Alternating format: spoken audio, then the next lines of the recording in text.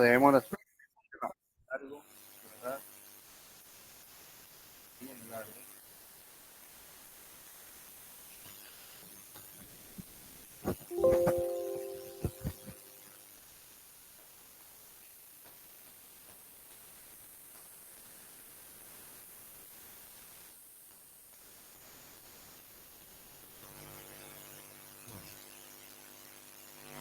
Puedo reflejar la pantalla en ningún lado. Lo que quedó pendiente que es el contrato de locación, dado que es un capítulo largo, locación, contrato de obra, contrato de servicio, y dado que hubieron, y teniendo en cuenta que hubieron modificación, que implica alguna explicación adicional, ¿sí?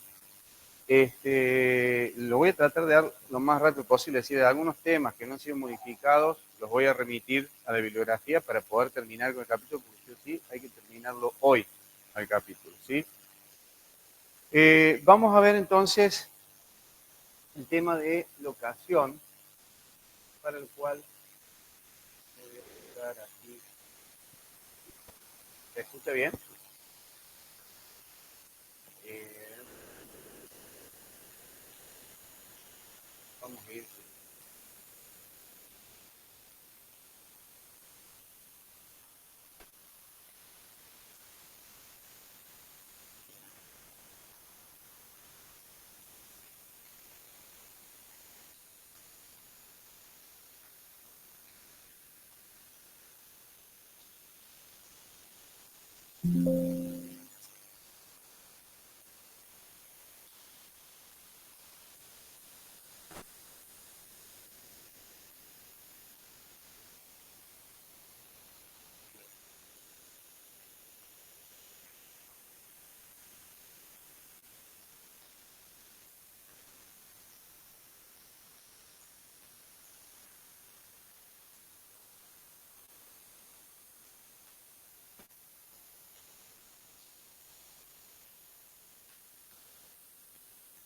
Entonces, como les había dicho, el contrato de locación.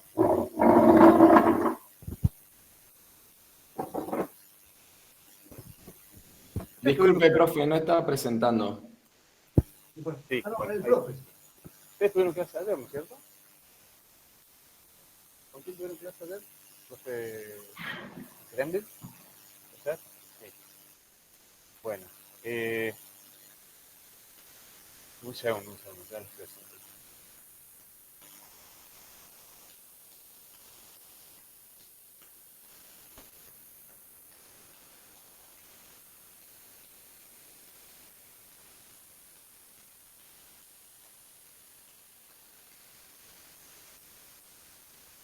Vamos a poner toda la pantalla. Bueno, ahí está.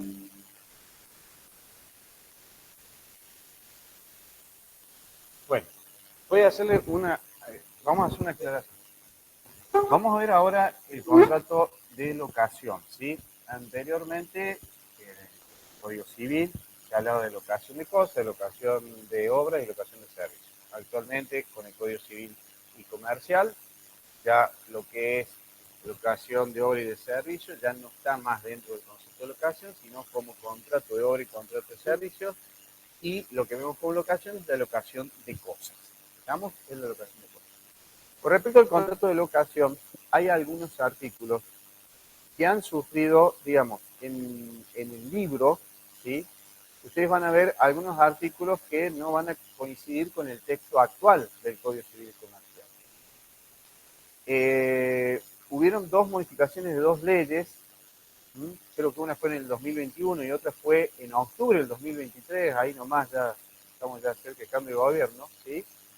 Que modificaron el texto, pero después tenemos el decreto, el DNU, el decreto de necesidad de urgencia, el 70 del 2023, que se modificó mucho, o se modificó algunos artículos del Código Civil y Comercial. Por lo tanto, si ustedes entran hoy al texto actualizado en Infolex, ¿sí? Que lo va a hacer el Ministerio de Justicia, se van a encontrar con que hay varios artículos que están modificados y se eliminados por decreto 70 o modificado por artículo 70, texto según decreto 70. Ese decreto usted sabe que todavía está vigente, o sea, hasta el día de la fecha está vigente porque, digamos, no ha sido aprobado por la Cámara de Senadores, falta ver qué pasa en diputados, todavía eso no se ha tratado.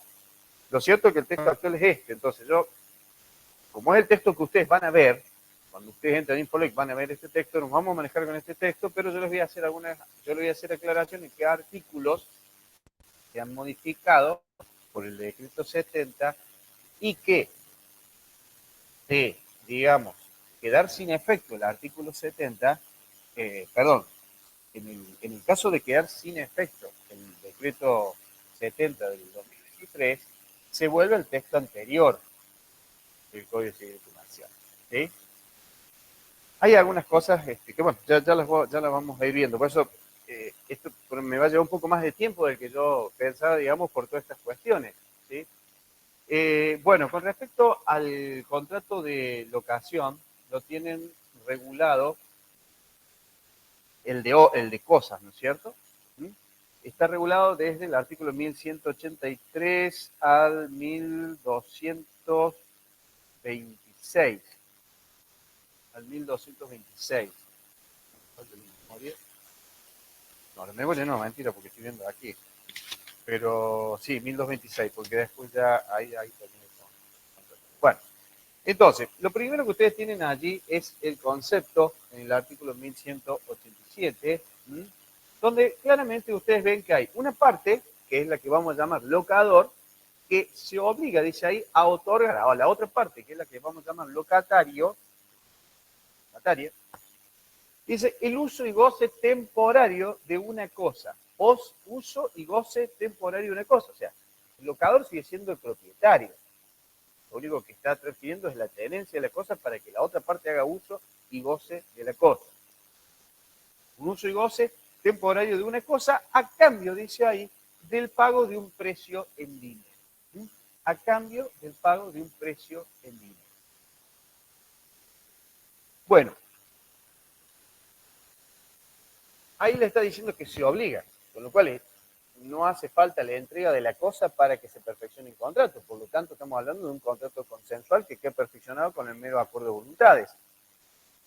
Es un contrato bilateral, o sea, genera obligaciones para ambas partes. Está claro que una de las partes se obliga a otorgar a la otra el uso y goce temporario de una cosa y la otra, la contraprestación, ¿cuál sería? El pago del precio. Tiene otras obligaciones también, ya lo vamos a ver. Pero la que surge el concepto es ese. ¿Es oneroso? A ver, se reconocen ventajas a cargo de ambas partes. A ver, la ventaja del locatario la alcanza en el uso y goce de la cosa, pero lo logra gracias a una contraprestación a favor de la otra parte, que es el pago del precio en dinero. Es no formal. Fíjense, hay una cuestión aquí con esto de no formal. No formal porque no se exige ninguna forma para la validez del contrato, es decir, sin la cual el contrato no sería válido. No se exige una formalidad absoluta. Sí, en el artículo 1188 exige la forma por escrito, ¿sí? Cuando el contrato de locación sea de cosa inmueble o mueble registrable, ¿sí? O bien de una universalidad que incluya alguna de estas, inmueble, mueble registrable, o parte material de un inmueble. En ese caso, la ley dice, debe ser por escrito, pero ¿qué pasa? Esta forma no la tomamos como una forma ad solemnitatem, es decir, sin la cual el contrato no tendría validez. Por más que no sea por escrito, aún en este caso, por más que no sea por escrito, el contrato va a ser válido entre las partes. Lo que va a suceder, si no es por escrito en este caso, es que no va a ser oponible a terceros. ¿Está? Bueno, un contrato nominado tiene una regulación legal en el Código Civil y Comercial, y obviamente una denominación, es de tracto sucesivo. Los elementos esenciales surgen del concepto uso y goce temporario de la cosa. Voy a ir marcando. No, déjenme pendiente. Ir tildando las cosas. Si es que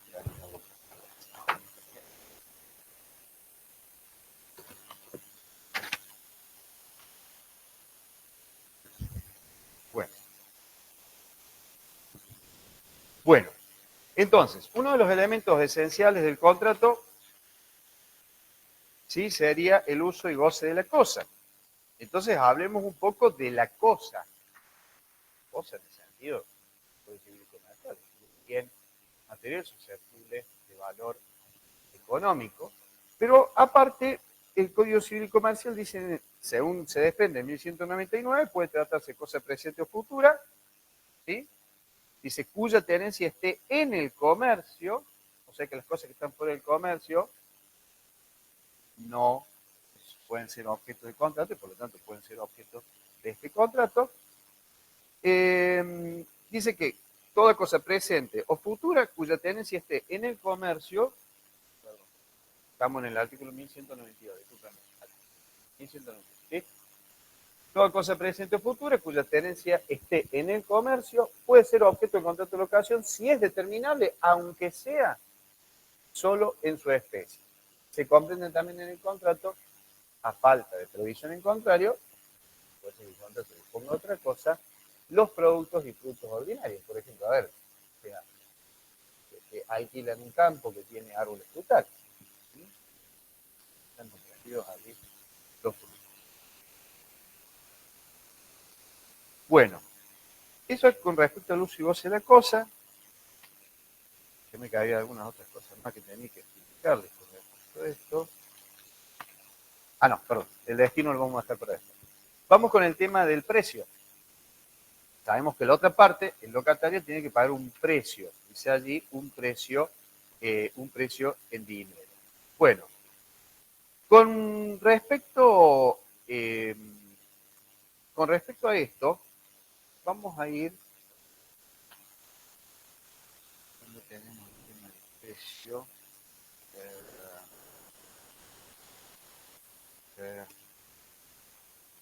Acá está. Acá tenemos un artículo que ha sido modificado. Con respecto al precio, que el concepto le dice el pago de un precio en dinero. A ver, antes de esta modificación, el decreto 70 del 2023, se planteaba por allí una cuestión, y era decir, bueno, a ver, ¿se podía pactar en moneda extranjera? Digamos, sí, lo que pasa es que por ahí había una parte de la doctrina que entendía, bueno, a ver, precio en dinero se entendía como moneda de curso legal. Moneda extranjera no sería moneda de curso legal. Por lo tanto, una parte de la doctrina entendía que, al no ser moneda de curso legal, si está pactado, por ejemplo, en dólares, ya no sería una obligación de dar sumas de dinero, una obligación de dar cosas, de cosas. Por lo tanto, ya no encuadraría, ya no sería el contrato del cual estamos hablando. No obstante, digamos, por eso, en esos casos es conveniente, obviamente, poner en los contratos claramente, digamos, que se puede pagar esa moneda o su equivalente, digamos, a moneda real. De cualquier manera, digamos, en el caso de que no estuviese restringido, digamos, el mercado cambiario y tuviese disponibilidad de la moneda extranjera, se debe cumplir moneda extranjera. Es decir, no podemos decir así. Entendemos que sigue siendo un contrato de locación, y más ahora, con el texto actual. ¿Está? Entendíamos que seguía siendo un contrato de locación, sin lugar a dudas, y bueno, en la medida en que hubiese disponibilidad de moneda extranjera, bárbaro, y si no hubiese disponibilidad, entonces allí sí se podría pagar, digamos, su equivalente en dinero. Pero se daba esa posición doctrinaria en cuanto a que, ojo, digamos, no sería una obligación de asumir dinero, ya no encuadraría en concepto. Bueno. El actual texto del artículo 1199, que habla sobre el precio, modificado por este decreto 70 del 2023, vuelvo a insistir, este es un artículo que está modificado por el decreto 70 del 2023. Por lo tanto, hoy está vigente. ¿Sí? Si ustedes celebran un contrato de locación hoy, se rige por esto. Entonces, ahí hay varias cuestiones. Es decir, miren, si lo celebraban antes de, no me acuerdo qué fecha de octubre el año pasado, era una norma. Después de octubre y hasta este decreto habían otra, porque digamos, antes de octubre se actualizaba por año, fue de octubre o no sé si entró en vigencia en noviembre, no me acuerdo, cada 6 meses, y ahora, ¿sí? Y ahora, no, ahora es de acuerdo a lo que pacten las partes, ¿está? Eso ya lo vamos a ver. Entonces, si ustedes celebran hoy un contrato, sí, sí.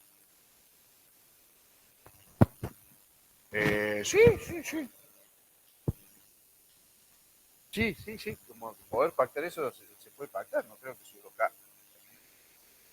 No creo que su local lo quiera, pero bueno, calculo que no. No. Seguramente, mire, puede ser trimestral, cuatrimestral y con mucha suerte. ¿Cómo?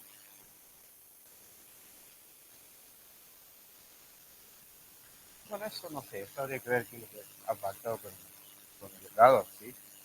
Bueno, entonces, digamos, si ustedes celebran un contrato hoy, se celebra conforme a este texto del Código Civil y Comercial, porque todavía está vigente el decreto 70 del 2023. Ahora, ¿qué futuro? Cuando ustedes tienen que rendir la materia, sí, ese decreto deja de estar vigente, vuelve el texto anterior. Van a tener que siempre rendir con el texto actualizado, ¿cierto? Porque siempre se rinde con el texto legal actualizado. Bueno, entonces, actualmente, conforme este 1199, yo le digo, o sea, es un poco complicado hoy explicar el contrato local. El año pasado no era complicado. Fíjense que ya hay texto, ¿sí? Sustituido por el 257 del decreto 70 del 2023. Entonces ahí los alquileres podrán establecerse en moneda de curso legal o moneda extranjera. Esto es libertad de las partes. Dice, al libre arbitrio de las partes. El locatario no podrá exigir que se le acepte el pago en una moneda diferente a la establecida en el contrato. Dice allí, obviamente, siempre salvo pacto en contrario. Las partes pueden pactar que se puede pagar en su equivalente, eso tranquilamente. Las partes podrán pactar el ajuste del valor de los alquileres. Y esto es según lo que pacten las partes. Los plazos, las modalidades, el índice que tomen. ¿Estamos? Entonces, por eso dice ahí, será válido el uso de cualquier índice pactado por las partes, público o privado, expresado en la misma moneda en la que se pactaron los alquileres. Si el índice elegido dejara de publicarse durante la vigencia del contrato, se utilizará, dice, el índice oficial de características similares que publique el INDEC, si el precio estuviera fijado en moneda nacional, y bueno, el que cumpla las mismas funciones en el país que emite la moneda de pago pactado. No serán de aplicación a estos contratos el artículo 10 de la ley de convertibilidad que establecía que no se podían ajustar. Que no prohibía, digamos, el acto. Esto es lo que dice el actual artículo 1199. Ahora, el 1199 anterior, yo a algunos les voy a ir diciendo los textos anteriores, en otros casos no.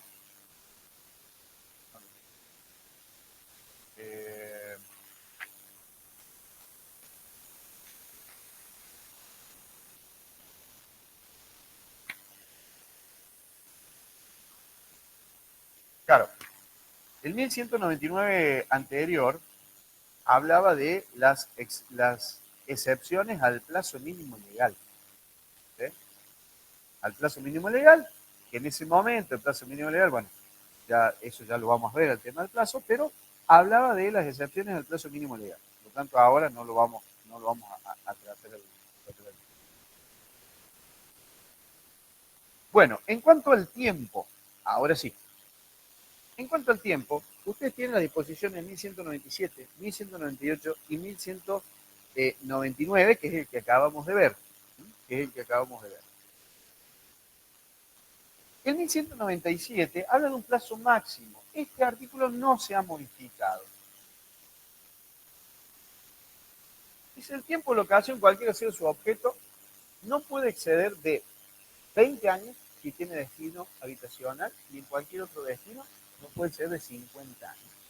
¿Sí? No hay renovación automática, eso tiene que tener claro, no hay renovación automática. ¿Sí? El contrato es renovable expresamente dice la ley, por un lapso que no exceda los máximos previstos contados desde su inicio. A ver, digamos, usted puede pactar que se renueve el contrato, supongamos que el plazo, supongamos que supongamos que sea una cuestión de destino habitacional. La ley dice, no puede exceder los 20 años, ¿sí? Entonces, usted tiene un contrato, supongamos que de 3 años, entonces podrían renovarlo, ¿sí? Pero no más de 7 años más. No más de, 17 años más. ¿Estamos? Porque dice ahí, contados desde su inicio. Contados desde su inicio. Artículo 1198, esto sí se ha modificado por el DNU. El plazo de las locaciones con cualquier destino será el que las partes hayan establecido. ¿Estamos? Ahora, solo cuando no hubo un pacto de las partes con respecto al tiempo, ahí es cuando se aplica el segundo párrafo y dice, en los casos de locación temporal, locación temporal, por ejemplo, una casa que alquilan para veraneo, digamos, para las vacaciones, ¿sí? O un predio que se alquila para una feria, o no sé, un alquiler, supongamos, no sé, de un espacio para un congreso, es una cuestión temporal en este caso, ¿sí? Entonces, dice, en el caso de que no se haya establecido plazo, esto lo establecen partes son las que establecen el plazo, pero si no establecen el plazo del contrato, dice, en los casos de locación temporal se estará al que establezcan los usos y costumbres del lugar donde se asiente el inmueble local.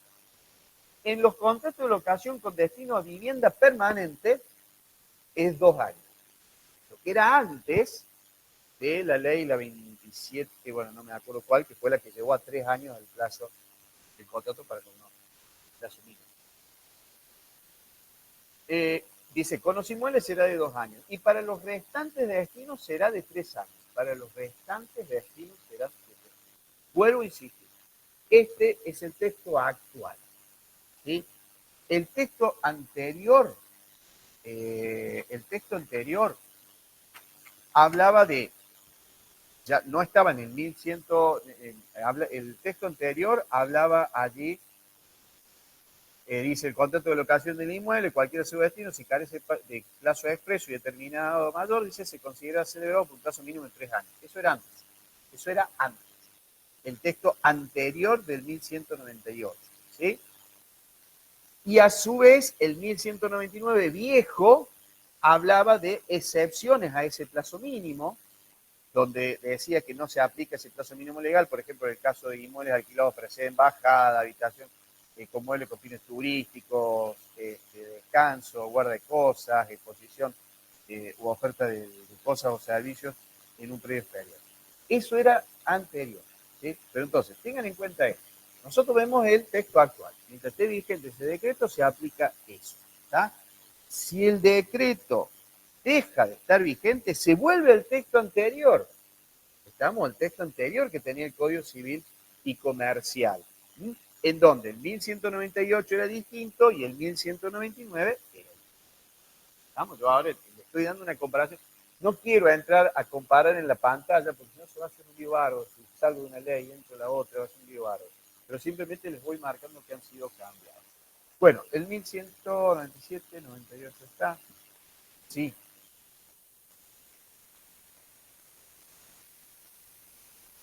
Por ejemplo, industrial, comercial. Sí. Profe, Sí. los plazos, la excepción de los plazos mínimos. No. Eso no corre más. Esa excepción de los plazos mínimos, repito, era el texto del artículo 1199 viejo, o sea, antes del decreto 70 del 2023. Si ese decreto 70 del 2023 quedara sin efecto porque fuese desaprobado por la Cámara de Diputados cuando lo trate, no se sabe cuándo va a pasar, ¿sí? Entonces ahí volvería a estar vigente el texto anterior que hablaba de esas excepciones al plazo mínimo. Pero, digamos, escucho su pregunta, pero antes que la haga, le hago esa aclaración. Ojo, eso corresponde a un artículo que ya no está vigente. Escucho su pregunta. Era esa. Gracias. Ah, bien. Perfecto. Bueno, ¿ven por qué le dije que es complicado explicar este contrato hoy? Es complicado. Bueno, bueno, es más, acá le tengo he marcado en todos lados, tratar de ver el artículo anterior, pero bueno, no se puede ver todo. Es bastante...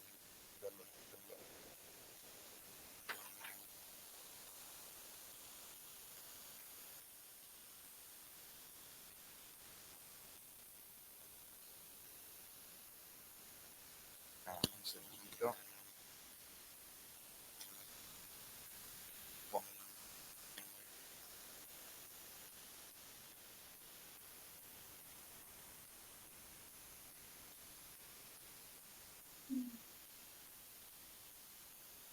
Perdón, no, me pareció me faltaba en el artículo. No, ya estaría todo. Bueno, esa parte estaría en cuanto al tiempo. Vamos al destino de la cosa. El destino de la cosa alquilada, cosa locada.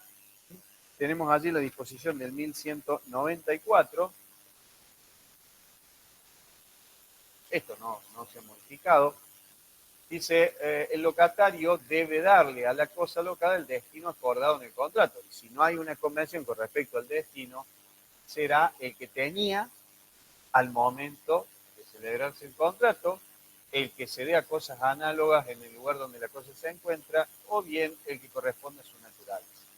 Si el destino es mixto, por ejemplo, a mí me plantean otros destinos, bueno, podría ser la locación de un inmueble en donde sea mixto el destino, una parte para habitación, otra parte para comercio, en ese caso se aplican las reglas del destino habitacional. Por eso dice, si el destino es mixto, se aplican las normas correspondientes al habitacional. Bueno, después de ahí vamos a ver la norma del...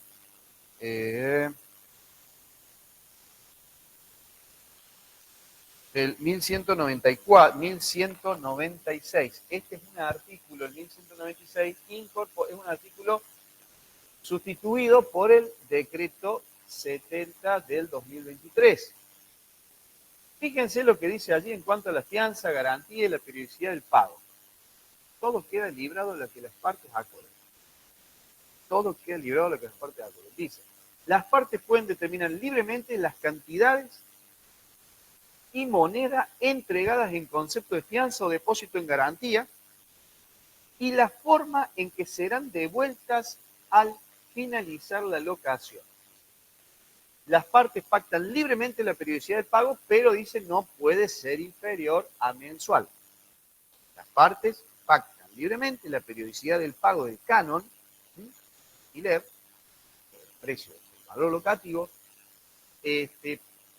lo pactan las partes libremente, pero con un mínimo de un mes, es decir, no podrá ser inferior a mensual. Ahora, fíjense, este artículo anteriormente, o anterior a esta norma, la ley establecía algunas normas, digamos, ahí en protección o a favor del locatario en cuanto, por ejemplo, que no se podían cobrar en forma anticipada más de el valor locativo de un mes. No se podían, los depósitos en garantía no podían ser mayores a, también mayores al valor del primer mes. Déjenme ver, ya les digo bien. Miren, la norma anterior, repito, la norma anterior decía que si el destino era habitacional, no se le podía requerir al locatario el pago de alquiler anticipado por periodo mayor de un mes, depósitos en garantía por cantidad mayor del importe equivalente al primer mes de alquiler, el pago de valor llave, entre otras cosas. Eso era antes. Desde la vigencia del decreto 70, la ley dice en cuanto a fianza, garantía y periodicidad, esto queda librado al acuerdo de las partes. Inclusive la periodicidad del pago, pero ahí sí tiene un plazo, una periodicidad mínima, que es la mensual.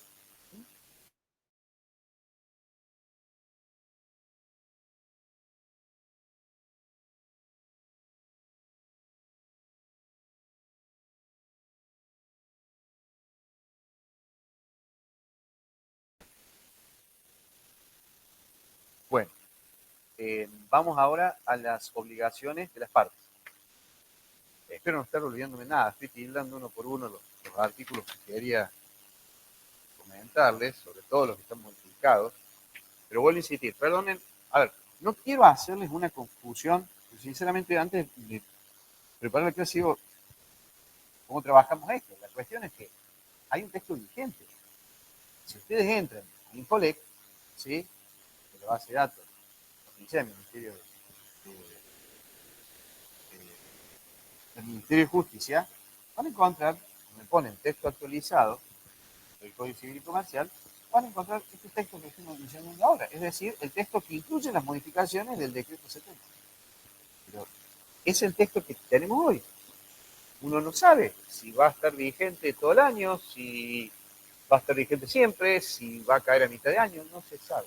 Pero el texto vigente hoy es ese, y entonces siempre tengo que hacer esta aclaración. Es decir, si queda sin efecto ese decreto 70, se vuelve al texto anterior. Por eso es que estoy tratando de mencionarles o leerles algunos textos anteriores de los artículos que estamos mencionando. Pero tratando en la medida de lo posible de no confundir, ¿sí? Repito, bajen en Infolec, pueden acceder al texto actualizado.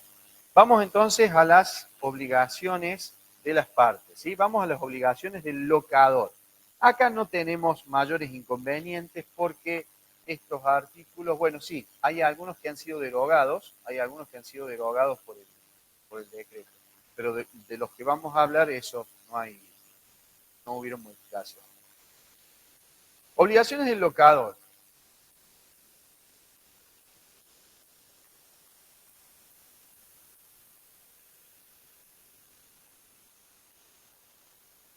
Artículo 1200, ¿sí? Que habla de la entrega de la cosa, sí, está claro, o sea, se obliga a entregar la tenencia de cosas para que pueda hacer uso y goce la temporaria y la otra parte.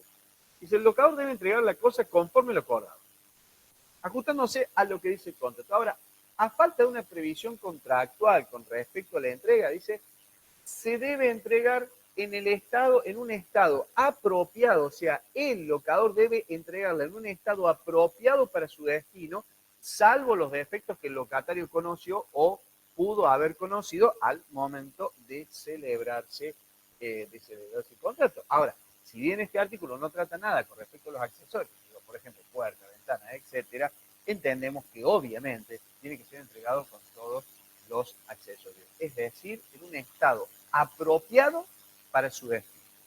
Si es destino habitacional, apropiado para el destino habitacional, que es para comercial, apropiado para el destino comercial. Otra cosa que por ahí se suelen confundir es decir, pero ¿cómo el locador tiene que conservar la cosa? Sí, el locador tiene que conservar la cosa para que esté apta para su uso. ¿Sí? Para que esté apta para su uso. A ver, por ejemplo, ustedes alquilan un inmueble, un departamento, supongamos con un termotanque. ¿Sí? El termotanque anda bárbaro, ¿sí? Pero a los 6 meses se están alquilando, comienza a tirar agua por todos lados porque se pintó todo. ¿Sí? Entonces, a ver, si eso lo dejamos así y no está en condiciones para el uso, entonces ahí está la obligación de conservar la cosa apta para el uso y goce del locatario. Entonces, obviamente hay que hacerse cargo de esos gastos. Por darles un ejemplo, ¿sí? O sea, obviamente estamos hablando de todas cuestiones que no son imputables al locatario. No vale a ser que el locatario lo agarró martillas al termotanque. Eso es otra historia. ¿Sí? Por ejemplo, se me ocurre alguna otra cuestión. Por ejemplo, ustedes, digamos, entran a alquilar, o sea, alquilan un inmueble, ingresan, está todo bien, todo bárbaro, todo pintadito, hermoso, bárbaro. Y de repente viene una buena lluvia y no es que no es que entre humedad, sino que cae el agua. Cae el agua. Ustedes dicen, bueno, pero ella está en condiciones de ser usado. No, ahora tiene que conservar la cosa con actitud para poder seguir. ¿Estamos? Entonces, artículo 1201. Dice, el locador tiene la obligación de conservar la cosa con aptitud para el uso convenido. El locador debe conservar la cosa locada en estado de servir al uso y goce convenido y efectuar a su cargo la reparación que exista el deterioro en su calidad o defecto originado por cualquier causa no imputable al locatario. ¿Sí? Bien. Si estamos hablando de una reparación urgente, lo que tiene que hacer el locatario es comunicarle, obviamente, por un medio fehaciente al locador, y el locador tendrá que hacerlo en no más, digamos, de 24 horas responder. Si no responde, lo puede hacer el locatario por sí, con cargo al locador. Si es una reparación no urgente, tendrá que intimarlo para que la haga el locatario al locador, dándole un plazo no menos de 10 días. Pasa ese plazo, no pasa nada, ¿sí? Entonces, en ese caso, el locatario lo puede hacer por sí a la reparación con cargo, o sea que lo va a tener que reembolsar el locador. ¿Quieres hacer una pregunta?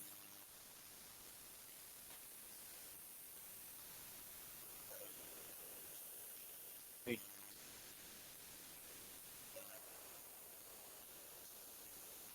Sí. Le arrancaron. Claro, lo que pasa es que es un hecho fortuito en este caso. No depende, es un hecho fortuito. No es una cuestión de es cuestionable. Yo creo que en ese caso entra dentro de la obligación, para mí entra dentro de la obligación de conservarlo en condiciones aptas para el uso. Para mí, para, para mí sí, por supuesto que sí. Porque no es un hecho imputable a usted. A mi entender, en ese caso, digamos, entra dentro de la obligación del locador, para mí. Si después lo que pasó en la vida real es otra historia. Es otra historia. Pero para mí, por más que haya sido un hecho fortuito, para mí entra dentro de la obligación del locador. ¿Sí?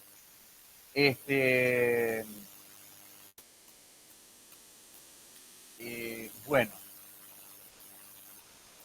eh, pero hay algunas otras cosas que hay que tener en cuenta allí. Si no se considera el plazo de ausencia fue muy prolongado. Ah, no. No, no. No, porque si un periodo prolongado se considera que el locatario no ha cumplido su obligación de conservar porque abandona la cosa sin dejar a nadie que la cuide. Pero eso es por un periodo prolongado, no estamos hablando de una vacación, un viaje. Pero bueno, para mí sí entraría dentro. Claro. Eh, y después no se lo reconoce. Claro.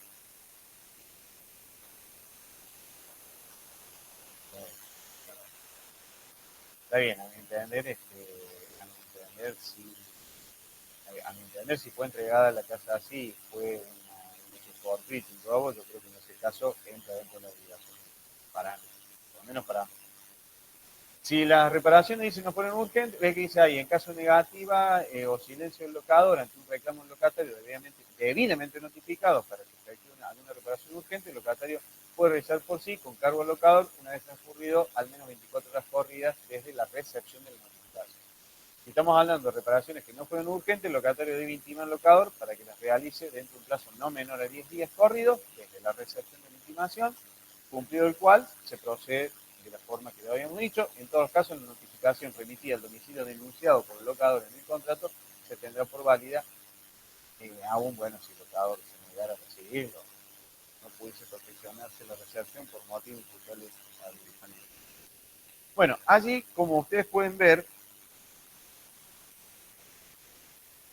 el artículo 1202, ese artículo 1202 ha sido derogado. Ese artículo hablaba del tema de las mejoras. 1202, un artículo fue derogado por este decreto y se refería al tema de las mejoras, necesarias. En el 1203 dice, si por causas no imputables al locatario, este se ve impedido de usar o gozar de la cosa o ésta no puede servir para el objeto de la convención, puede pedir la rescisión del contrato. O bien la cesación del pago del precio por el tiempo que no pueda usar o gozar de la cosa. Pero para ello, digamos, esto puede tratarse de un hecho fortuito, ¿sí? Pero tiene que afectar directa o indirectamente la cosa. Por eso dice, si no se viese afectada directa o indirectamente la cosa, sus obligaciones continúan como antes. Entonces acá estamos hablando de que, por ejemplo, caso fortuito, no imputable, ¿cierto? Al locatario, se ve impedido de utilizar la cosa o de gozar la cosa. ¿Estamos? Entonces, ahí tienen un ejemplo en el libro, dice que, por ejemplo, un caso en el cual la autoridad pública dice clausura y desaloja un edificio todo alquilado, ¿sí? Entonces, en ese caso se configuraría esto de que se ve impedido de usar o gozar de la cosa por una causa no imputable locatario. Entonces ahí le hace la posibilidad de rescindir o bien de que, digamos, ese plazo durante el cual no lo puede usar no se le cobre, básicamente. Pero el hecho tiene que afectar directo o indirectamente a la cosa. Bueno, el artículo 1204 también fue derogado por el decreto 70. Les comento, ese artículo 1204 hablaba de la pérdida de la luminosidad de un inmueble alquilado, que uno alquila, ¿no es cierto? Porque en fincas vecinas, los inmuebles vecinos, bueno, los terrenos vecinos se construyeron edificios y se perdió la luminosidad. Entonces, en ese caso, lo que establecía ese artículo es que, salvo que mediara dolo del locador, no autorizaba al locatario a solicitar reducción del precio ni a resolver el contrato, o sea, pérdida de luminosidad. Salvo dolo locador. No va a ser que el locador construyó el edificio al lado y le puso luminosidad. Esa es otra historia. Pero bueno, ese artículo también ha sido derogado por el decreto 70 del 23. Al igual que el 1204 bis, que la verdad no recuerdo bien de qué se trataba. Era un artículo que habla de compensación, no era. No lo íbamos a ver de cualquier manera. Obligaciones del locatario. Estas obligaciones del locatario no tenemos modificaciones por el decreto, así que acá no hay ningún inconveniente. Tenemos 1205, prohibición de variar el destino. Y dirán, bueno, pero ¿y si no perjudica al locador? ¿Por qué no le puedo cambiar el destino? No se puede. Dirán, bueno, pero ¿y eso tiene alguna sanción? Sí, autoriza al locador a resolver el contrato. Entonces, dice allí, el locatario puede usar y gozar de la cosa conforme a derecho y exclusivamente para el destino correspondiente. Estamos viendo las obligaciones del locatario, ¿sí? Estamos viendo las obligaciones del locatario. Dice, el locatario puede usar y gozar de la cosa conforme a derecho y exclusivamente para el destino correspondiente. No puede variarlo, aunque ello no cause perjuicio al locador. A ver, destino habitacional y después terminan transformándolo, ¿no es cierto?, en un local comercial o en un depósito, en un local comercial. Por más que no lo perjudique, ¿sí? Esto, ya lo vamos a ver después, autoriza el violar esta prohibición, por más que no le cause perjuicio al locador, lo autoriza el locador a resolver el contrato. Otra obligación del locatario, obviamente, conservar la cosa en buen estado. A ver, cuando tenga que devolverla, la va a tener que devolver en las mismas condiciones que la recibió, salvo, obviamente, aquellos deterioros que surjan del uso normal y regular de las cosas. A ver, digamos, el piso cerámico se gastó por el uso. Bueno, está bien, es un desgaste natural, normal, por el uso cotidiano. ¿Estamos? Ahora, sí, rompen un cerámico, eso ya es otra cosa. Eso ya es cambiar la situación que estaba cuando se lo dieron, cuando le dieron la cosa. Entonces dice ahí, conservar la cosa en buen estado. Destrucciones. El locatario debe mantener la cosa y conservarla en el estado en que la recibe. No cumple, lo que yo decía recién, no cumple con esta obligación si la abandona sin dejar quien haga la vez, es decir, sin dejar a quien conserve la cosa, pero eso no abarca esas ausencias por ejemplo, viajes de negocio, por vacaciones, no contempla nada de eso. se refiere a un plazo prolongado, ¿no es cierto?, donde se deja la cosa sin que no esté el cuidado de nadie. A eso sería el abandono. Uy, sí. Uy, estoy mal de lo que estamos viendo. Estábamos en el artículo 1200.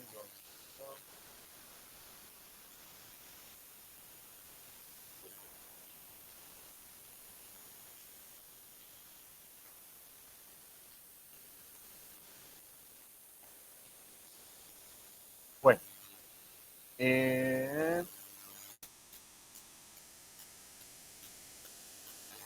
no, estamos en locador. Obligación del locatario, acá estamos. Dice allí que el locatario responde por cualquier deterioro causado a la cosa, inclusive por visitante ocasional. El locador no tiene culpa. Visitantes ocasionales, dice, pero no obviamente por acción del locador o su dependiente. Asimismo, responde por la destrucción de la cosa por incendio no originado en casos fortuitos. ¿Sí? O sea, ¿de qué manera no va a responder por la destrucción de la cosa ante un incendio?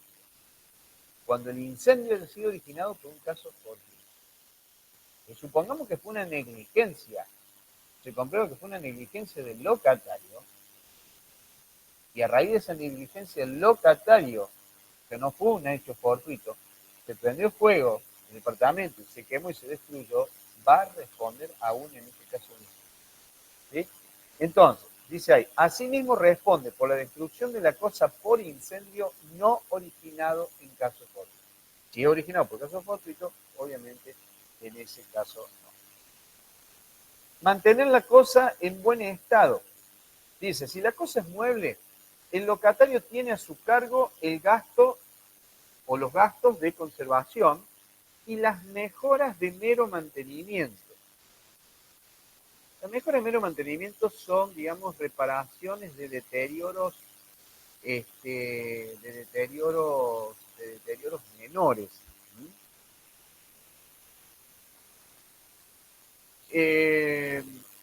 ¿A dónde estamos?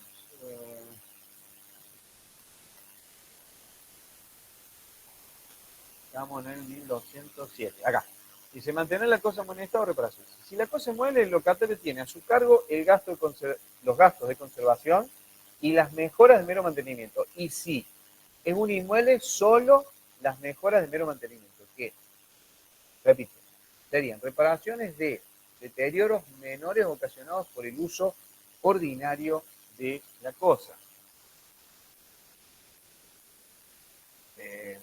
A ver, un ejemplo muy tonto. Pongamos el cuadrito de la canilla del patio del inmueble. ¿Sí? Que eso por el uso ordinario se va gastando y comienza a perder agua. ¿Vamos? Entonces, esa reparación de ese deterioro menor por el uso ordinario de las cosas sería una mejora de mero mantenimiento. En el caso de cosas muebles, están a cargo del locatario, estas como los gastos de conservación. Mientras que en los inmuebles solamente dice las mejoras de mero mantenimiento.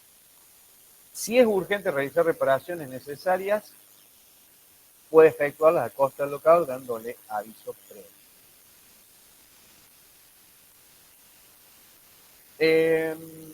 ¿Le dio aviso previo? ¿Le dio aviso previo cuando hizo la reparación? Sí. ¿Le avisó al locador? Ah, está bien.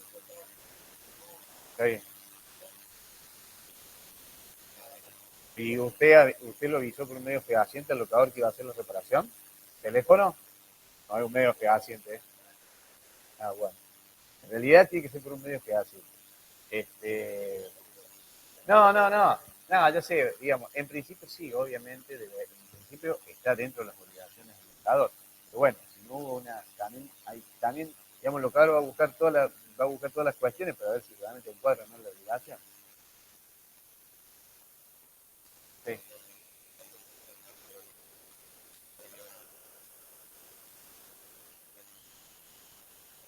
claro, está bien.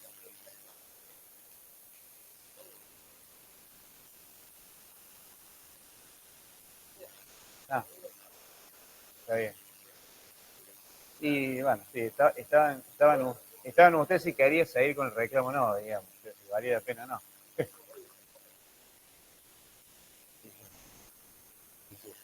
Bueno,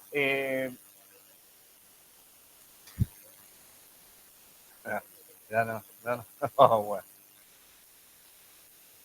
Ya con el solo hecho de decirlo ya deja de ser fortuito. Bueno, entonces, ya está, vamos al pago y cambio. Fíjense allí, ya habíamos visto que del concepto surge la obligación de pagar, ¿no es cierto?, el precio en dinero, como dice allí el concepto. Entonces acá dice, otra obligación del locatario para el canon, dice la prestación dineraria a cargo del locatario se integra con el precio de la locación y toda otra prestación de pago periódica que se haya asumido convencionalmente por el locatario. A falta de convención, el pago debe ser hecho por anticipado. Si es una cosa mueble, de contado, y si es inmueble, por periodo mensual. Pero, ¿sí? Eso es a falta de convención. Dice la ley que tiene que ser por anticipado. Si es cosa mueble, será de contado, y si es inmueble, será mensual. Pero, por anticipado. Bueno, artículo 1208, que es el tema de las cargas y contribuciones. Dice, el locatario tiene a su cargo el pago de las cargas y contribuciones que se originen en el destino que él le dé a la cosa local. No tiene a su cargo el pago de las cosas, no tiene a su cargo el pago de las que graben la cosa. No, por ejemplo, impuestos, esto siempre salvo pacto de los partes, siempre salvo por eso. Ni las expensas comunes extraordinarias. A ver, sí están a cargo, obviamente, del locatario lo que son expensas de carácter ordinario, habituales. Y, por ejemplo, decir, lo que implica el servicio de limpieza, el sueldo del conserje, no, de cuidador, de seguimiento, el pago de la luz del palier que es común a todos. Estas son expensas de carácter ordinario. Ahora, supongamos que rompe un tanque, eso es de carácter extraordinario. Eso sería de carácter ordinario. El mantenimiento de lo que es matafuegos, lo que es los ascensores, todo es ordinario. Va dentro de una expensa ordinaria. Pongamos, cuando se rompe un tanque del agua, por ejemplo, interno, eso ya sería de carácter ordinario. Eso ya no estaría a cargo del locatario, salvo pacto internacional. Entonces dice, solo puede establecerse que estén a cargo del locatario aquellas expensas que deriven de gastos habituales, entendiéndose por tales aquellos que se vinculan a servicios normales y permanentes de disposición del locatario, independientemente de que sean considerados como expensas comunes ordinarias o extraordinarias. O sea que las extraordinarias, digamos, no corren por cuenta del locatario. Restituir la cosa. Y sí, probablemente en algún momento hay que restituir la cosa. ¿Sí? Cuando vence ese contrato, hay que restituirlo. Bueno, puede darse en otros casos de resolución, ya lo vamos a ver. Dice, el locatario al concluir el contrato, cuando concluye el contrato por la causa que sea, el locatario al concluir el contrato debe restituir al locador la cosa en el estado en que la recibió, excepto lo que yo les decía recién, los deterioros provenientes del mero transcurso del tiempo y el uso regular. También debe entregarle las constancias de los pagos que efectuó en razón de la relación locativa. Agua, por ejemplo, antes, y dice que resulten atinentes a la cosa o a los servicios que se. Bueno, eso estaríamos con las obligaciones del locatario. Esas serían las obligaciones del locatario. Vamos ahora al régimen de mejoras.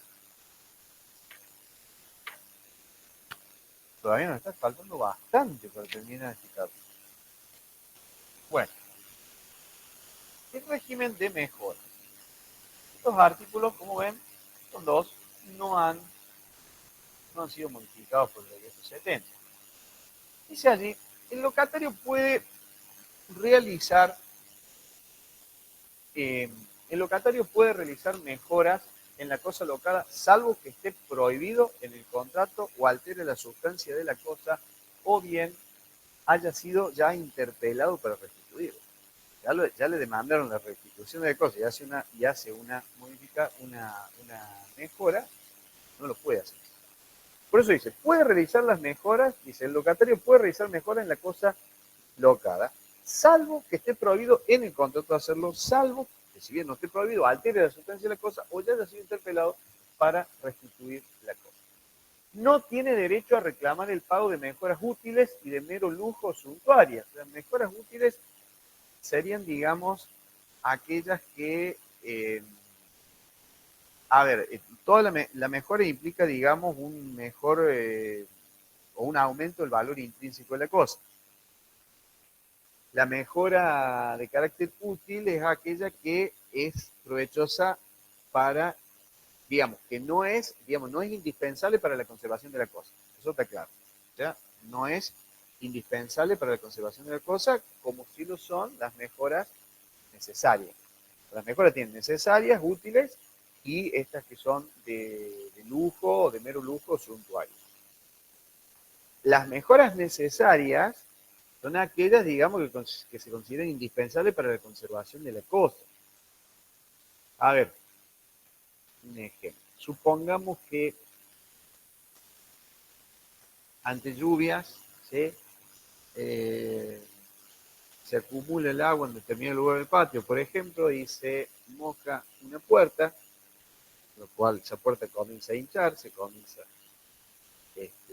a deteriorarse. Entonces, digamos, cualquier sistema que se pudiese hacer allí, un techito o alguna contención para que no se moje la puerta, lo cual hace a la conservación de un accesorio de la cosa local, que en definitiva es conservación de la cosa, eso sería una mejora necesaria, ¿sí? Que hace a la conservación de la cosa, que hace a la, o que, les digo, que hace a la conservación de la cosa. Ahora, las útiles y las de mero lujo, suntuarias, esas no son indispensables para la conservación de la cosa. En el caso de las útiles, obviamente son provechosas o para el locatario, son provechosas para el locatario o para el locador, y en el caso de las de mero lujo suntuarias, ellas simplemente son realizadas, digamos, a beneficio de quien las hizo. A ver, en medio del día pintan un mural, ¿cierto?, con un retrato del mismo locatario que le encanta ver la vida. Podrán considerar una mejora, pero realmente no es provechoso para el locador para nada, ni para ningún otro locatario que venga. Es solamente, digamos, beneficioso para quien la hizo, nada más. Ahora, en el caso de las mejoras útiles, ¿sí?, que decimos es así, o sea, no son indispensables para la conservación de la cosa, pero sí son provechosas para el locador o locatario. Que me ponen, no sé, como este, y ahora, un techo, un toldo, o cosas que realmente son provechosas para el locador o el locatario, ya sea ese o el que venga después, esas, pero que no tienen que ver con la conservación de la cosa, porque no hacen la conservación de la cosa, esas serían mejoras útiles. De cualquier manera, las mejoras útiles y las mejoras de mero lujo suntuarias, ¿sí?, esas no corren por cuenta del locador. Esas, si las hace el locatario, las tiene que soportar el locatario. Por eso dice allí que no tiene derecho el locatario a reclamar el pago de mejoras útiles o de mero lujo suntuarias, pero si son mejoras necesarias, como la primera que les expliqué, allí sí puede reclamar su valor al locador. La realización de mejoras prohibidas implica violar la obligación de conservar la cosa y por lo tanto le da lugar al locador a resolver el costo. Eso ya lo vamos a ver. Bueno, por razones de tiempo, porque si no, no voy a llegar créanme que no voy a llegar. Cesión y sublocación es bastante simple, ¿sí? Esto se los voy a dejar que lo vean. Esto no ha sido modificado por el decreto. Por favor, esto véanlo directamente de la bibliografía, ¿sí? En el caso de la cesión, se aplica básicamente las normas de cesión de la posición contractual del locatario. Se aplican las normas que han visto en cesión. Si es una, digamos, si estamos hablando de una sublocación de toda la cosa, ya en realidad estamos hablando de una cesión. En el caso de la sublocación es sublocación de parte de la cosa local. Entonces, por favor, esto que es cesión y sublocación, que son 3, 4 artículos, por favor, véanlo directamente de la bibliografía, porque verdaderamente no voy a hacer tiempo de darle los otros contratos. Bueno, vamos ahora a la extinción. Extinción del contrato. Ahí en el artículo 1217 plantean modos especiales de extinción de la locación, pero no se olviden, esos son modos especiales. No obstante, se aplican las demás disposiciones con respecto a extinción de los contratos que han visto cuando han visto la teoría general de los contratos. Entonces, allí le dice que son modos especiales de extinción de la locación el cumplimiento del plazo convenido o el requerimiento previsto en el artículo 1218. ¿Qué situación está planteada en el artículo 1218? Lo que está planteado allí es que si vence el plazo convenido o el plazo mínimo en el caso de que no se haya pactado un plazo, el locatario continúa en la tenencia de la cosa. Primero, que no se considera una reconducción tácita. Reconducción tácita sería una renovación, digamos, del contrato en las mismas condiciones y por un plazo igual. No, de ninguna manera se considera que haya una reconducción tácita. Lo que hay es una continuación de la locación en las mismas condiciones pactadas hasta que cualquiera de las partes, locador o locatario, ¿sí?, decida concluir el contrato y lo comunique en forma fehaciente a la otra parte. ¿Ven? Hasta que cualquiera de las partes dé por concluido el contrato mediante comunicación fehaciente. A eso se refiere cuando dice el requerimiento previsto en el 2218. ¿Sí? Esa comunicación fehaciente reclamando la conclusión del contrato. Bueno, y ahí dice la recepción de pago durante la continuación de la locación no altera lo dispuesto en el primer paso. Otro modo especial de extinción de la locación es la resolución anticipada. La resolución anticipada, me voy a saltar un poco los artículos, es la que está prevista acá en el 1221. Y este artículo ha sido modificado por el decreto 70 del 2023. Aquí lo que le dice básicamente este nuevo texto, según el decreto 70 del 2023, es que el locatario en cualquier momento puede resolver la contratación abonando, dice, el 10% del saldo del canon locativo futuro, calculado desde la fecha de la notificación al locador, o sea, de la notificación de la rescisión al locador, hasta la finalización pactada en el contrato. Eso es lo que dice actualmente. Es decir, el locatario podría en cualquier momento, ¿sí?, comunicarle, digamos, resolver la contratación y comunicárselo por medio fehaciente al locador, pero tiene que pagar el 10% del saldo del valor locativo futuro, calculado desde la fecha de la notificación hasta la finalización, hasta el final del contrato, es decir, hasta la fecha de finalización pactada en el contrato. Eso es lo que dice el actual artículo 1221 en cuanto a resolución anticipada conforme al decreto 70 del 2023. Anteriormente el texto, ¿sí?, el texto de este artículo era distinto. Se los digo para que tengan una idea. Primero que anteriormente estamos hablando, el 1221 anteriormente era un artículo bastante largo y se complementaba con el 1221. ¿Sí? Bueno, ahí habían distintos tramos, ¿tá? O sea, en ese caso Se los leo, pero por favor, o sea, no quiero confundirlo. La verdad, en serio, tengo mucho miedo de que terminen confundiendo las cosas y terminen... Obviamente que el manual está actualizado con el 70, eso está más claro, ¿cierto? Y ya sabemos, vuelvo a insistir, esta situación, digamos que no sabemos hasta cuándo va a durar este texto. Pero anteriormente al decreto, el 1221 decía que, dice, el contrato podía ser resuelto por el locatario anticipadamente y decía, si la cosa local era un inmueble y habían transcurrido 6 meses del contrato, debía notificarle su decisión al locador con al menos un mes de anticipación. Si hacía uso de la opción resolutoria en el primer año de vigencia, debía abonar al locador una suma equivalente a un mes y medio. ¿Sí? Y la de un mes si la opción se ejercitaba transcurrido dicho plazo. Y en los contratos de inmueble destinado a vivienda, cuando la notificación al locador dice se realiza con anticipación de 3 meses o más, transcurrido al menos 6 meses, no correspondía el pago de la indemnización.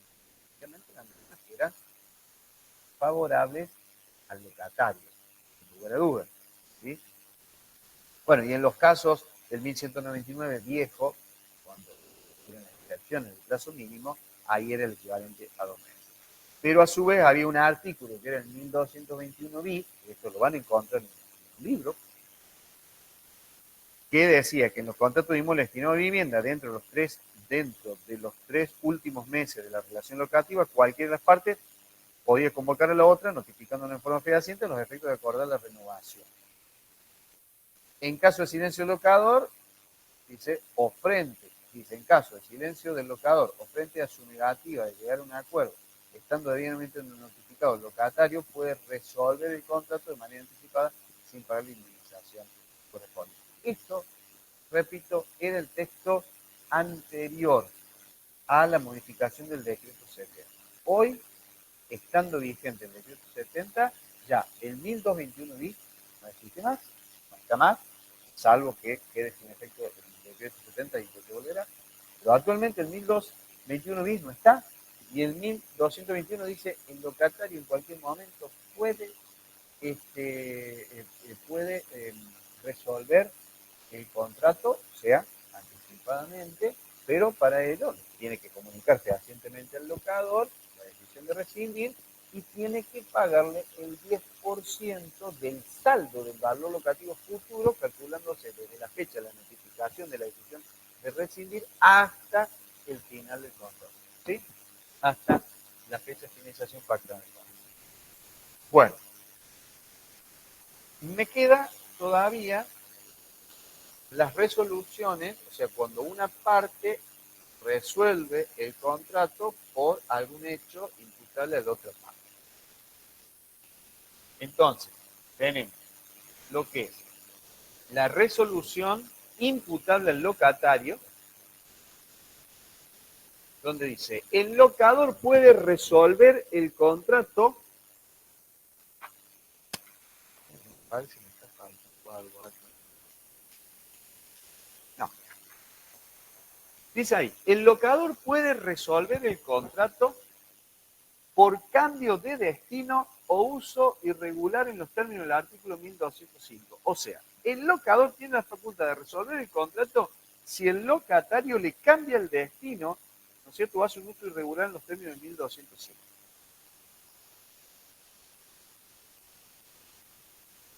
Por falta de conservación de la cosa locada o su abandono sin dejar quien haga su vez. Y recuerden que acabamos de ver un caso que era asimilable a la falta de conservación de la cosa.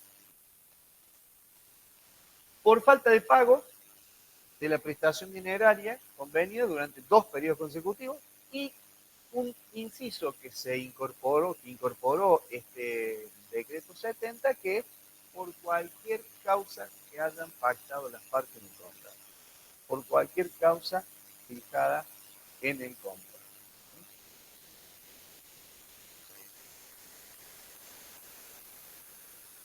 Y finalmente la resolución imputable al locador. Dice, el locatario puede resolver el contrato si el locador incumple la obligación de conservar la cosa con aptitud para el uso y goce convenido, salvo cuando el daño haya sido ocasionado directa o indirectamente por el mismo locatario, y cuando el locador no cumpla con la garantía de evicción o la de vicios redimitorios, también en ese caso le asiste al locatario la posibilidad de resolver el contrato.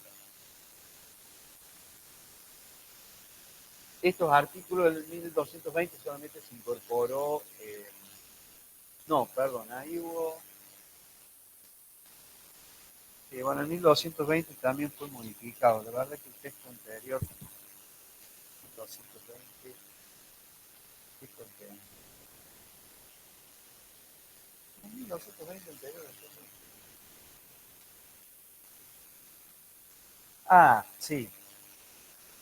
Lo que le agregó este decreto, lo que no tenía el 1220 anterior es esta parte.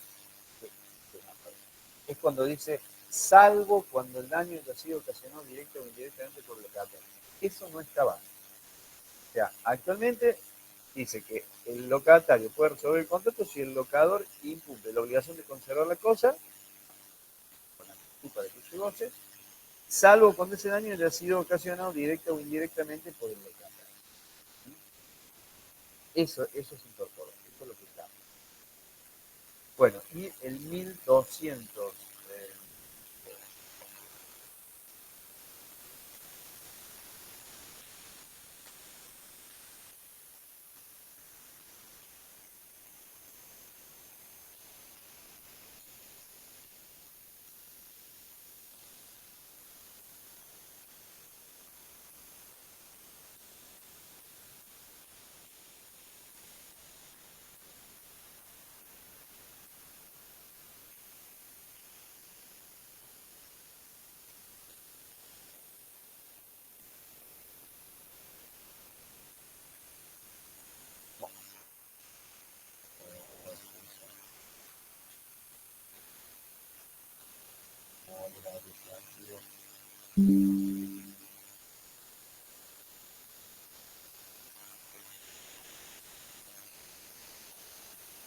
porque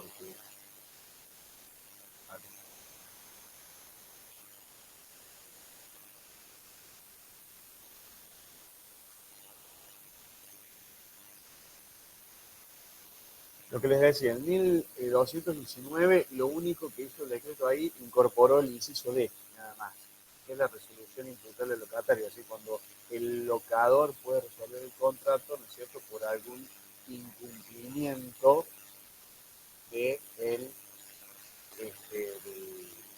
locatario, si que son de destino, falta de conservación, falta de pago, por lo menos constitutivo, por lo que ejecutivo, o cualquier otra cosa que sea. Y el 1220, resolución imputable al locador, es decir, cuando el locatario puede resolver ante el incumplimiento del locador de estas obligaciones que tenemos. ¿Sí? La de conservar la cosa y la garantía de división del servicio. La división anticipada está, bueno, todo lo otro estaría. Y el 1221 bis, bueno, yo ya les mencioné, 1221, 1221 bis, eso ha sido derogado. Bueno, 17, 18, estoy anotando que no te quedó nada también. Bien. Con respecto a los efectos de la extinción, también por razones de tiempo no puedo hacerlo, eso veanlo directamente de la legislación. Y vamos a ver ahora el contrato de obra y el contrato de servicio, ¿sí? Esto es un poco más corto. No sé si lo entiendo. Bueno, contrato de obra y contrato, contrato de obra y contrato de servicio. Esto está en el capítulo 6, libro tercero, título cuarto, capítulo sexto del Código Civil y Comercial. Tiene tres secciones, una que son disposiciones comunes a obras y servicios, otra que son disposiciones especiales para las obras y otra que son disposiciones especiales para los servicios. Bueno, primero, ¿qué dice el artículo 1200?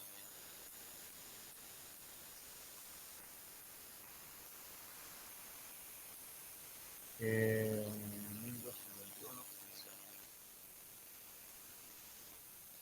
ya les ubico bien la ley.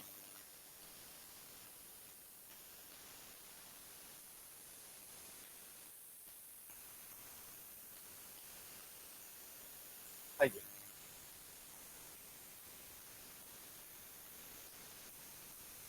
Ya.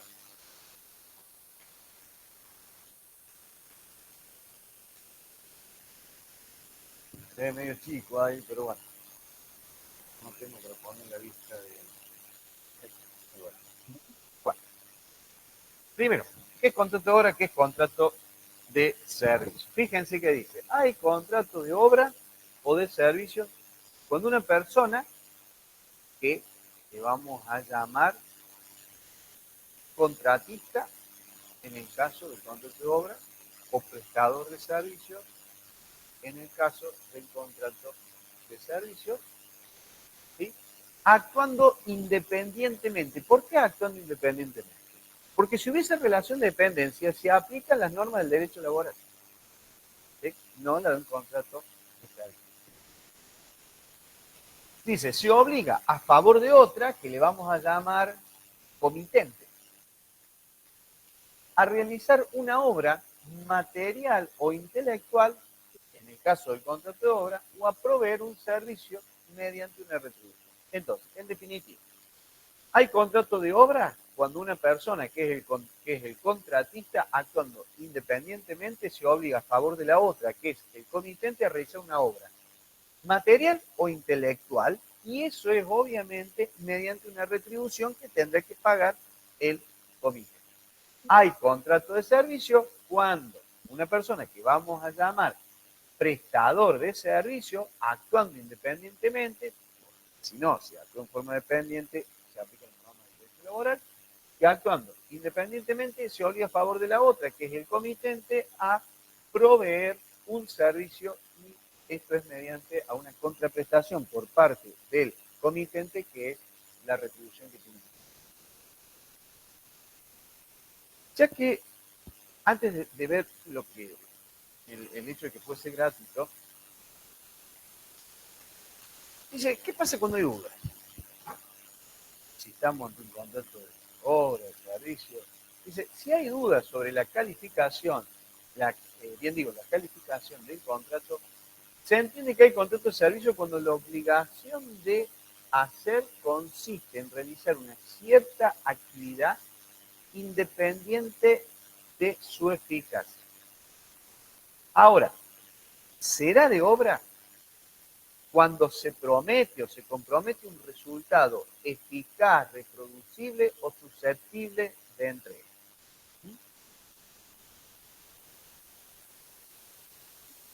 Y ahí ven que dice los servicios prestados en relación de dependencia se rigen con los normas del derecho laboral y, bueno, las disposiciones de este capítulo se integran con las reglas específicas que resulten aplicables a servicios u obras especialmente regulados, obviamente. Ya que hemos visto esto,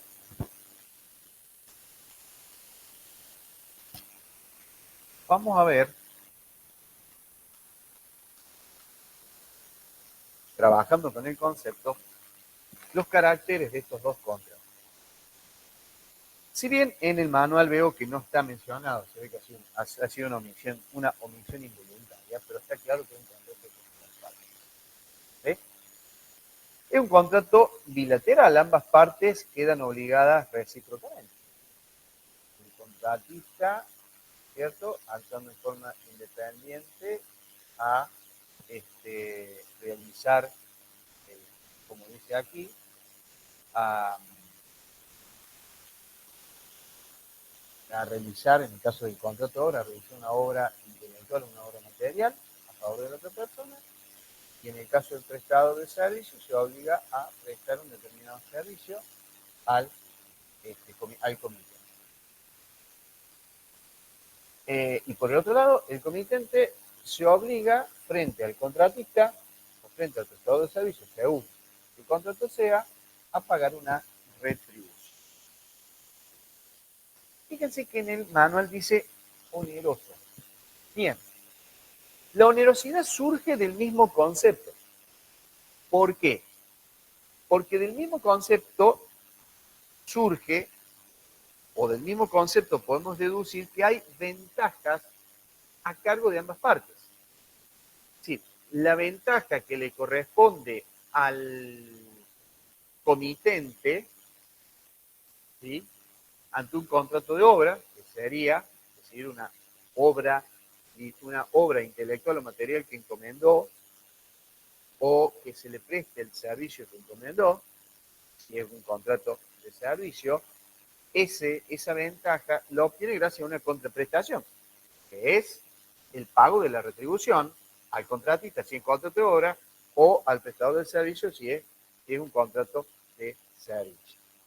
No obstante, la ley prevé que también puede ser gratuito, cuando así lo pactaron las partes o cuando por las circunstancias del caso puede presumirse la intención de beneficiar de una parte a la otra. ¿Ven? Y acá dice, el contrato es gratuito, en el artículo 1251 dice, o sea que prevé la posibilidad de que sea gratuito. Más allá que del concepto dice mediante una retribución, el mismo artículo 1251 prevé la posibilidad de que sea gratuito cuando las partes así lo hayan pactado, o bien cuando las circunstancias del caso, o de las circunstancias del caso, pueda presumirse que una de las partes intentó beneficiar a la otra.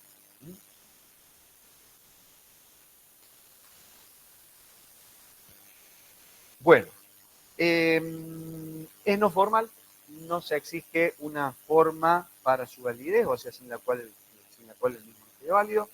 Es conmutativo, las partes conocen desde el momento de la celebración las ventajas y obligaciones que asumen. Es nominado, tiene una regulación legal, es un contrato de duración, y van a ver que ahí en el manual les dice de consumo, o sea, a ver, para que sea un contrato de consumo, ese contrato se debe celebrar para el beneficio propio o del grupo familiar o social de una de las partes, y la otra parte tiene que ser una proveedora profesional de bienes y de servicios. Bien, el artículo 1253 dice, nos habla del modo de hacer la obra, pero, a ver, está bien, dice el modo de hacer la obra, pero después habla del contratista y después habla del prestador de servicios. En realidad, ese artículo está dentro de las disposiciones comunes para ambos contratos, o sea, se está refiriendo al modo de hacer la obra o el modo de la prestación del servicio. Obviamente será conforme a lo pactado, pero a falta de ajuste sobre el modo de hacer la obra, el contratista o el prestador elige libremente los medios de ejecución del contrato. Dirán, bueno, la obra que tiene que realizar el contratista o el servicio que tiene que prestar el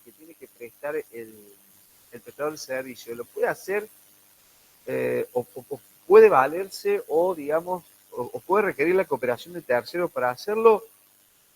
Sí, siempre y cuando no se haya pactado que por las cualidades de ese prestador o de ese contratista sea necesario que ese contratista o ese prestador personalmente realicen esa obra o ese servicio.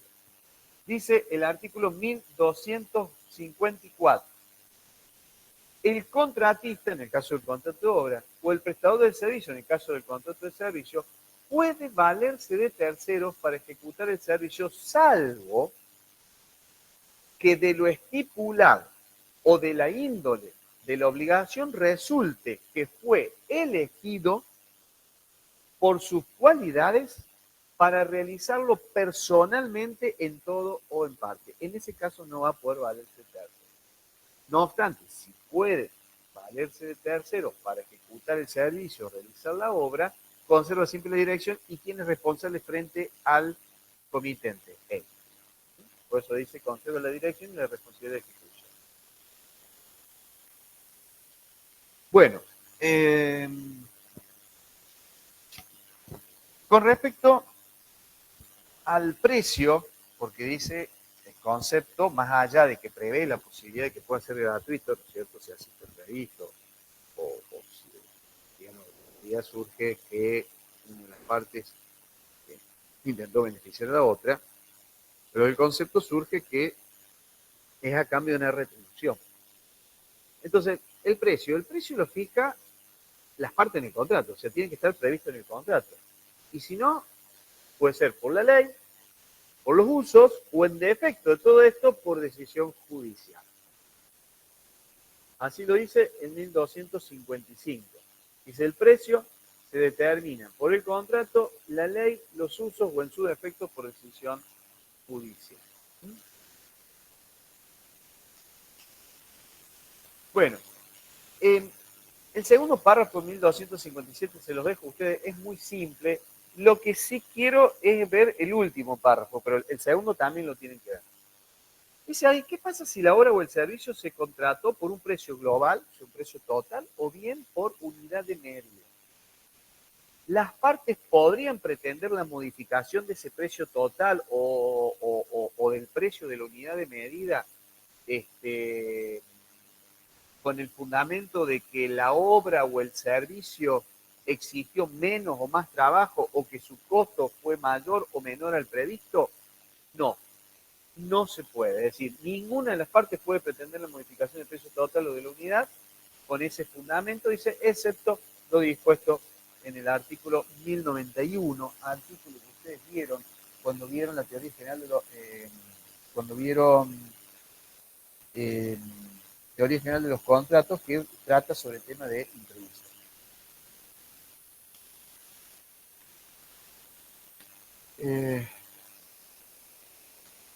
Bueno, vamos entonces a las obligaciones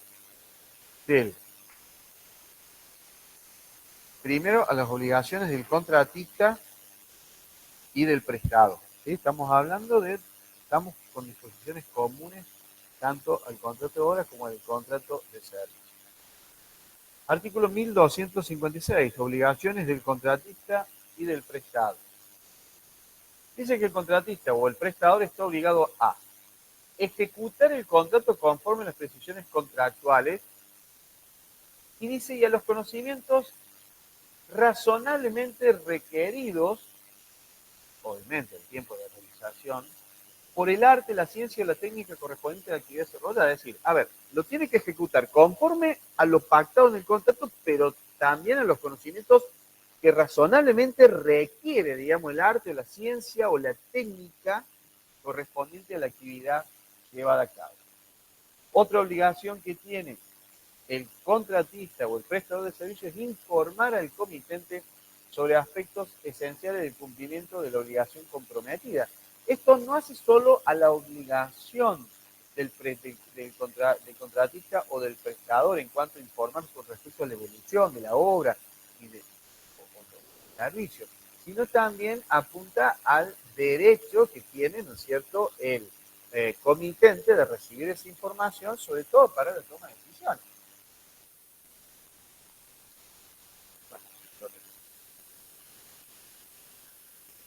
Bien, otra obligación que tiene el contratista, que tiene el contratista o el prestador del servicio. Salvo que se haya pactado otra cosa en el contrato o salvo que una cosa distinta surja de los usos, debe proveer los materiales adecuados que sean necesarios para la ejecución de la obra del servicio. ¿Sí? Entonces, contratista, prestador del servicio, salvo que una cosa distinta se haya pactado en el contrato o que una cosa distinta resulte de los usos, debe proveer los materiales adecuados que sean necesarios para la realización de la obra o la prestación del servicio. Supongamos que se hubiese pactado de que algunos materiales se los tenga que proveer el comitente. Bueno, entonces ahí el contratista, el prestador de servicio, tiene que hacer un uso diligente de los mismos. Por eso dice en el inciso de usar diligentemente los materiales provistos por el comitente e informarle inmediatamente en caso de que esos materiales sean impropios o tengan vicios que el contratista o prestador debiese conocer. Esto para, obviamente, resguardar su seguridad. Primero, tiene que hacer un uso diligente de los materiales que recibe por parte del, digamos, del contratista. Tiene que hacer un uso diligente de los materiales provistos por el comitente. pero a su vez, si encuentra que son impropios, si ve que tienen defectos, tiene que comunicarlo de inmediato al comité. Bueno, ejecutar la obra o prestar el servicio en el tiempo convenido, o bien en su defecto, si no hubiese un tiempo convenido, en el tiempo que razonablemente corresponda según su interés, ¿sí? Entonces, ejecutar la obra o prestar el servicio en el tiempo pactado en el contrato, o a falta de este, en el tiempo que resulte razonable que razonablemente corresponda según la índole, ¿no es cierto?, de la presentación o de la obra. Obligaciones del comité. Bien, está claro que el comitente está obligado a pagar la retribución, salvo el caso de que fuese gratuito, conforme a lo que dice el primer artículo en 1251, que decía que, digamos, podía ser gratuito si así, por ejemplo, si lo pactaban las partes o si en las circunstancias se podía presumirse la intención de beneficiar de una parte. Pero, en definitiva, conforme a lo que dice el concepto, el comitente está obligado a pagar la retribución. El comitente está obligado a proporcionar al contratista o al prestador la colaboración necesaria conforme a las características de la obra o del servicio. Por ejemplo, si se pactó entre las partes que tiene que proveer algún tipo de material, bueno, digamos, la provisión de ese material engloba dentro de esta obligación de proporcionar la colaboración necesaria o información necesaria para ejecutar la obra. Bueno, recibir la obra, otra de las obligaciones que tiene el comitente es recibir la obra si fue ejecutada conforme a lo dispuesto en el artículo 1256, es decir, cuando el contratista o el prestador de servicio cumplió con las obligaciones de cargo. Entonces ahí tiene la obligación de recibir la obra si la misma fue ejecutada conforme a lo dispuesto 250 y los.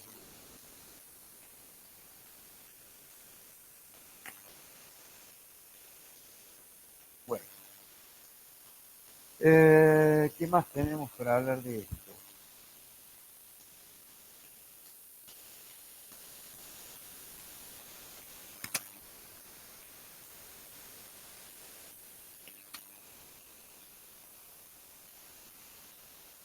Bueno, yo diría que ahora tendríamos que ver, porque está el 1259 y el 1260, pero eso lo vamos a ver dentro de lo que son dentro de lo que es la extinción del contrato.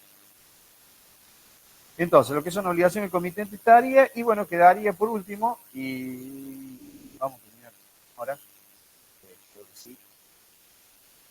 Nos faltaría la extinción del contrato. Fíjense que ahí voy a hacer algunas aclaraciones, ¿sí? En el manual ustedes van a ver que dice extinción del contrato, dice la extinción del contrato se da por las siguientes causas, y yo voy a ir agregando algunas cosas, aclarando algunas cosas, y me parece que agregando algunas cosas.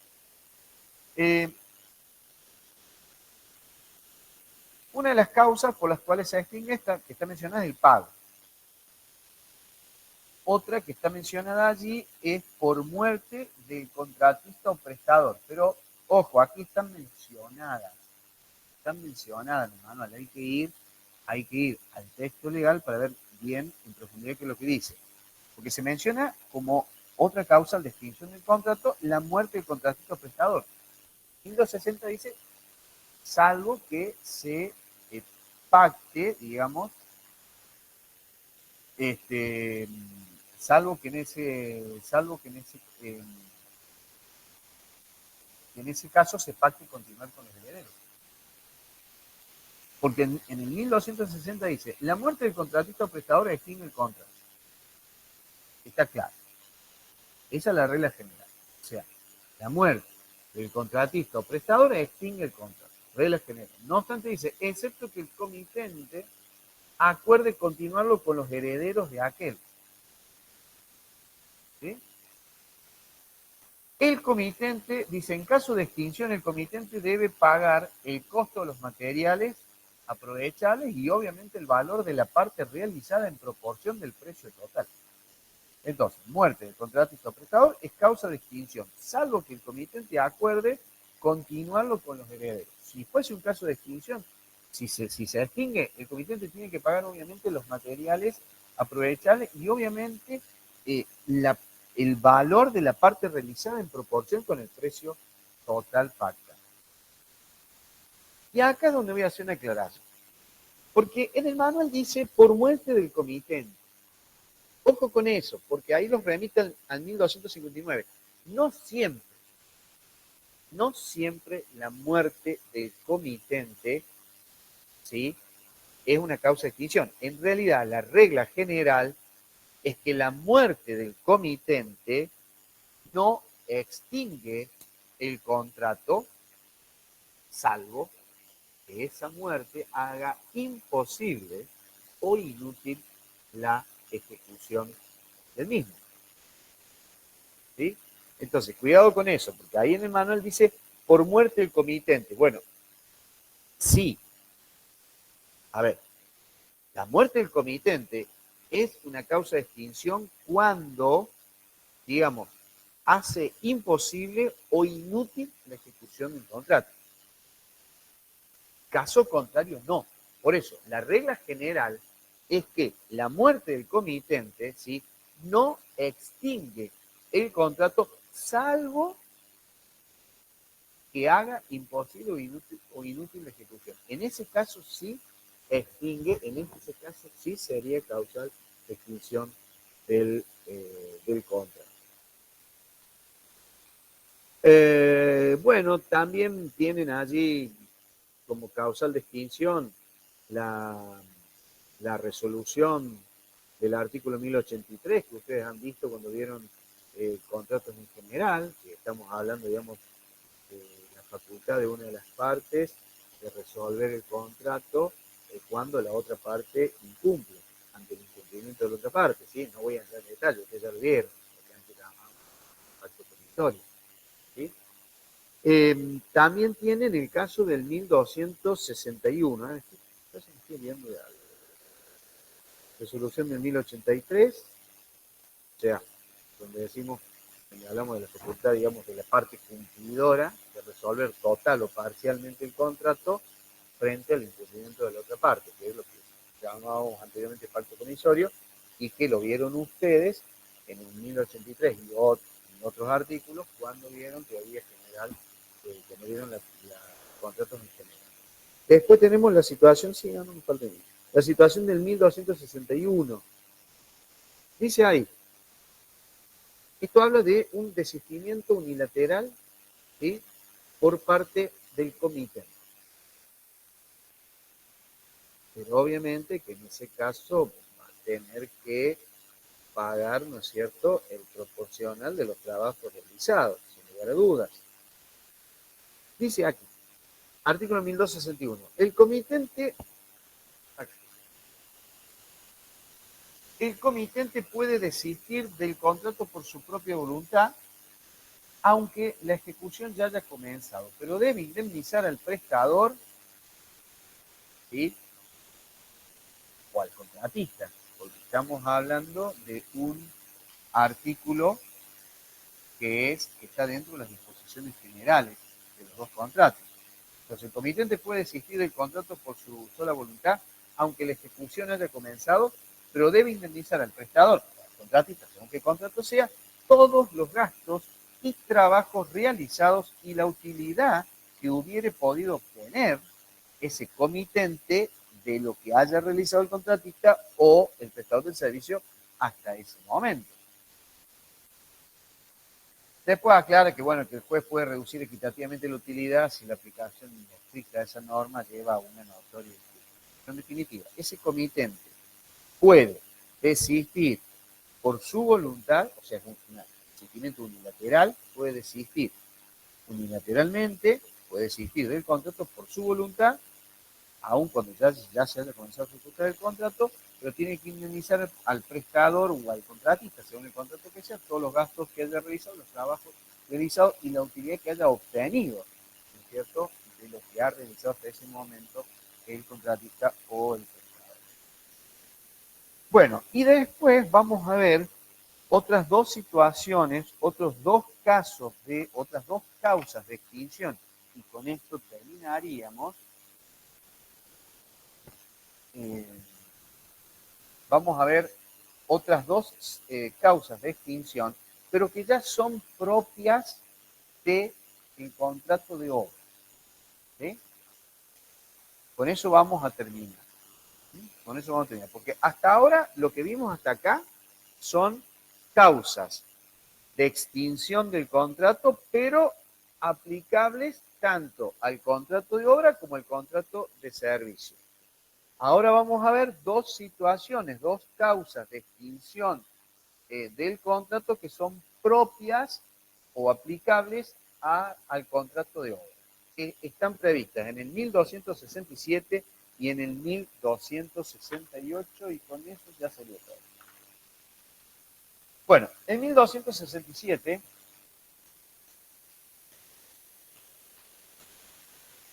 dice, si la ejecución de una obra, repito, esto son causas de extinción propias del contrato de obra, no están dentro de las disposiciones generales de la ley. Dice, si la ejecución de una obra o su continuación, en el caso de que ya haya comenzado, se hace imposible por causa no imputable a ninguna de las partes, el contrato se extingue. A ver, un ejemplo. Tuvimos cuánto tiempo en pandemia, recuerdan la primera parte, no me acuerdo bien, pero me parece que en la primera parte de la pandemia, si no me equivoco, no se podía hacer nada. Habían servicios que eran imprescindibles, pero supongamos, la verdad que no me acuerdo ese momento, pero supongamos que en la primera parte de la pandemia se ha establecido que no se podía realizar nada. La causa por la cual no se puede ejecutar la obra o no se puede continuar con la obra, ¿es imputable a alguna de las partes? No. ¿Está? Entonces, en ese caso, el contrato se extingue. El contratista tiene derecho a obtener una compensación equitativa, obviamente, por la tarea que haya efectuado hasta ese momento. ¿Sí? Artículo 1267, imposibilidad de ejecución de la prestación sin culpa de ninguna de las partes, o sea, por una causa no imputable a ninguna de las partes. El contrato es una causa para extinción del contrato y el contratista tiene derecho a que se le reembolse o una compensación equitativa por la tarea efectuada. En 1268 dice, la destrucción o el deterioro de una parte importante de la obra por caso fortuito antes de haber sido recibida por el comitente, autoriza a cualquiera de las partes a dar por extinguido el contrato con los siguientes efectos.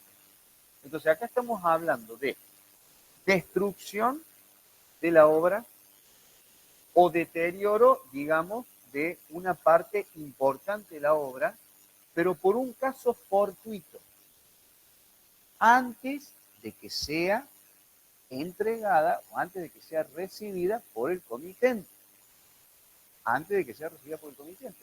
Esto autoriza a cualquiera de las partes a dar por extinguido el contrato con los siguientes efectos. Dice, si el contratista provee los materiales y la obra se realiza en inmueble del comitente, el contratista tiene derecho a su valor, es decir, al valor de sus materiales, y a la compensación equitativa por la tarea efectuada. Si la causa de la destrucción o del deterioro importante es la mala calidad o inadecuación de los materiales, no se debe la remuneración pactada, aunque el contratista haya advertido oportunamente de estas circunstancias económicas. Y si el comitente está en mora en la recepción de la cosa, al momento de la destrucción o del deterioro, debe la remuneración pactada. ¿Sí? Entonces, si el comitente está en mora en la recepción de la cosa, o sea, tenía que recibirla, no la recibió, está en mora en la recepción de la obra que él encomendó realizar al contratista, está en mora en la recepción de esa obra en el momento de la destrucción o del deterioro de parte importante de la misma, debe la remuneración pactada al contrato. ¿Sí? Deberá la remuneración pactada al contrato. Bueno, terminamos. Con eso sería todo. Quedaron algunas cosas que no podía desarrollar, pero bueno, son poquitas y las pueden ver directamente en algunos casos del libro y en otros casos, como les dije, de la ley. Vuelvo a insistir con esto. Disculpen si por ahí si por ahí llega algún tipo de confusión al trabajar con el texto viejo, con el texto nuevo y el texto viejo, pero es así. O sea, la realidad es esa. Tenemos un decreto, el 70 del 2023, que ha modificado esta parte de la locación, ha modificado varios artículos. El texto actual es ese. Mientras esté vigente, será ese texto. Y si deja de estar vigente, volveremos al texto anterior. ¿Sí? Y siempre recuerden que al momento de rendir tienen que estudiar de la legislación actualizada a ese momento. Bueno, con eso estaría todo el día viernes. Viernes, ¿cómo se hace? Voy a dar el contrato de consignación y el contrato de cuenta corriente. No cuenta corriente bancaria, sino cuenta corriente, lo que antes se llamaba cuenta corriente mercantil o comercial. ¿Sí? Bueno, listo. Los libero entonces.